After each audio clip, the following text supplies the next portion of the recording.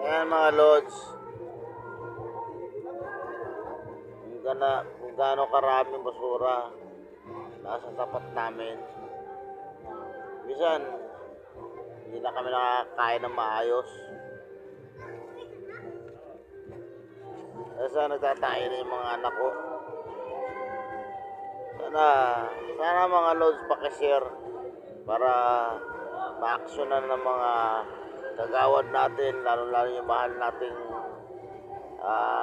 chairman dito sa ating Basico Porteria.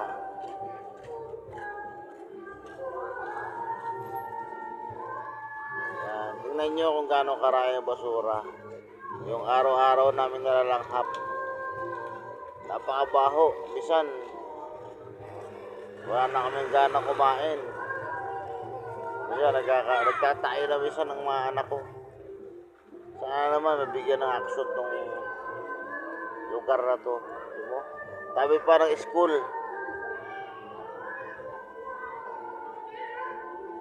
Ang baho talaga. Pag isip mo sa umaga, maamoy mo bulok na basura.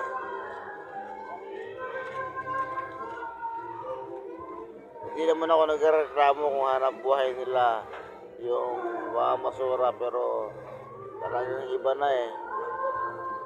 Sakit kasi dyan.